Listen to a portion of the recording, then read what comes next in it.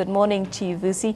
First and foremost, a lot of people are probably asking themselves, why the green blanket this morning? Well, morning. The green blanket is nothing but a commemoration of the miners that passed on in August of 2012. There's nothing special about it except the fact that we remember those miners that lost their lives and the men in a green blanket, Nonkimambush.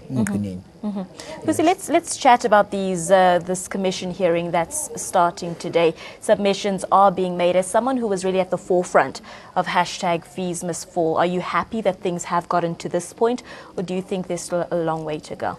Well, we believe that there is still a long way to go. There is a very scandalous circumstance regarding this commission.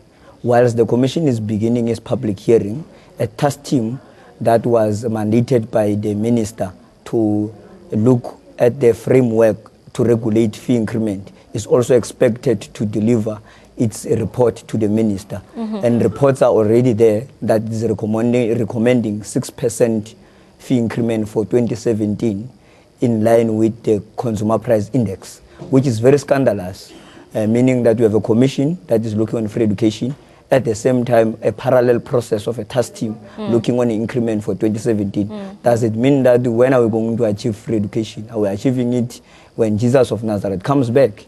That's the scandalous part about the whole process. Why do you need two parallel processes to look on the question of fee increment? It is very provocative for the task team to even dare, if the reports are true, propose any percentage of fee increment for the coming 2017, whilst at the same time there is a commission that is looking on the feasibility of free education. Our position as students was made very clear. We have been making submissions in the last 10 to 20 years in this country about free education. We are very certain that it is not only feasible but necessary for this country to go free education. It's said that this country, every time there is a crisis, we have a commission. We have two notorious commissions that are very popular in this country. The Commission, Truth and Reconciliation Commission, which left victims crying and perpetrators roaming around. The second commission is the Marikana Commission, which left victims crying and perpetrators roaming around. We have less confidence in this commission, though we are going to participate in it, though we have already made submissions and we are going to continue to make submissions, but we have very less confidence in this notorious commission. Will you be making submissions in any way, shape or form there? Well, already students have made their submissions, as I've said, starting with the memorandums of demands that they've been submitting to the ministry and memorandums of demands that have been submitted to the presidency in the last 5 or 6 years. If you want the views of students, just go through those particular memorandums and you'll definitely get a proper framework on how free education can be achieved. Already there is a report in the table of the Minister of Professor Swartz on the feasibility of free education. This is just another waste of time of South African people and of students at large. And it's quite provocative given the time that this is the time wherein universities will be going to their fee increments, discussions and so forth. And this is the time wherein students will also be starting with their mobilizations against any proposed fee increment.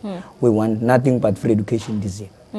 Do you think free education is something that, South Africa's youth should be afforded? I mean, when flipping the coin and looking at whether it would be appreciated and whether, South African students will forge ahead and make a success of free education, don't you think that if it was 100% free, it would to a certain extent be taken for granted by students? What are your views on the other side of the coin? Well, I believe that it's not true that something for free will be taken for granted, especially if that is a human basic right. For an example, oxygen is for free, and no one takes it for granted because it's made for living.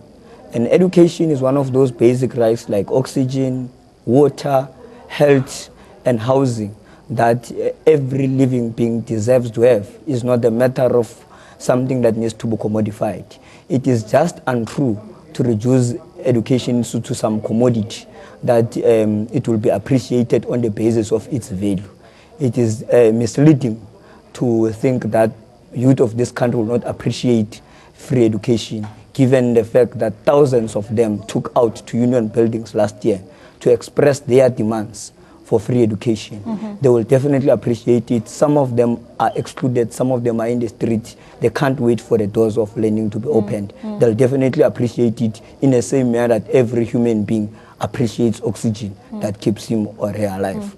So you were very involved in the hashtag Fees Must Fall protests. I mean, you were on the ground with the students. Just take us back to those protests and really what South Africa's youth are calling for and crying out for. I mean, like I said earlier, you were very involved. You were at the center of all of that. Are students still so focused on achieving this goal, and how far are they willing to go? Well, definitely students are more determined than they were last year. I must say that students and the nation at large was sold a dummy on the 23rd of October when we visited union buildings, wherein 0% fee increment, if there's such a thing, was declared on tuition fee, but all other costs were increased. The cost of residence were increased, cost of food were increased in other instances, and cost of transport were increased. The situation this year is a bit different. We have learned harsh lessons not to be sold a dummy, and we have learned harsh lessons who are more determined than we were.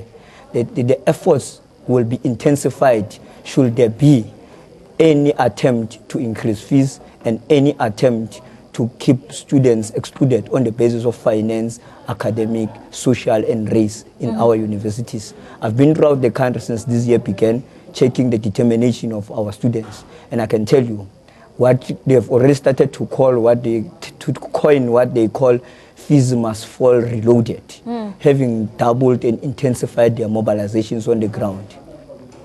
And there is also a process of mobilization of parents into this particular protest, because this is definitely not only our issue as the young people, but it's the issue that affects our poor working class parents, that some of them are in mines, some of them are in domestic workers, and some of them are exploited as outsourced workers in universities.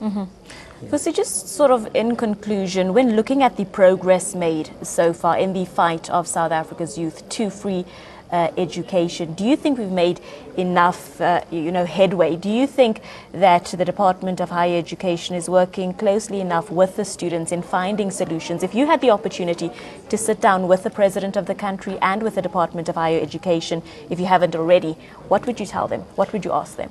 Well, the headway definitely yes. The young people of this country, especially the generation of the Fallist movement, has shown how determined are they to be educated. They've shown that through various forms of protest, from the roads must fall at the beginning of last year, through fees must fall until the outsourcing must fall. Definitely they are determined and there's progress. Level of consciousness amongst the youth and the students have risen. Unfortunately, there's been reluctance on the side of the government, particularly the ministry, to hit the call and the demands of the youth of this country. If I will have to sit with President Zuma or Minister Plenzimande, I will tell him in no uncertain terms that you are wasting time of these young people and you are sitting on a ticking time bomb. Declare free education now, or else you are in for a huge protest in this particular country in the upcoming months. And speaking about, your allegations of future protests, looking at how things unraveled in the past, there was violence, there was, some disruptions, there was fires being created. As a student, are you proud of the way things unfolded? Violence is never the answer, and I understand that, the students want to be as vocal as they can be. But why do you think things are being forced to take such an ugly, violent turn? Well, it's unfortunate that they end up taking that part. The point that needs to be made is that students, in most cases, in a majority of the times, they are provoked into violence. As things stand, students are violated. Number of activists in UCT, in University of Johannesburg and throughout the country, they are expelled and suspended. No one is saying a single word. Secondly, students are being harassed by police through rubber bullets and all kinds of violent means of keeping protest, and no one is silent about that. But when students retaliate as a result of these provocations, as a result of this violation against them, everyone jumps to say students are irresponsible, students like spending, students like violence. Definitely, I can assure you, students are the most peaceful, as they've proven, as they've been provoked since the beginning of the year. Their leaders have been suspended. They've been provoked throughout the year. Their leaders have been harassed by the police throughout in various campuses, University of Johannesburg, University of Cape Town, University of South Africa, but they've not been doing anything. A time is coming sooner than people could realize, wherein students will also retaliate violently to this provocation by university management, the silence of the government, by the police, the silence of the government, and when students they resort to means that are so unfortunate, everyone rushed to call us irresponsible and having been silent when all the students have been violated throughout the year. It's so sad and unfortunate. Definitely, it is unfortunate. Vusi, thank you very much for your time. I'm sure we will be engaging with you throughout the coming months. Appreciate you coming into studio and chatting with us.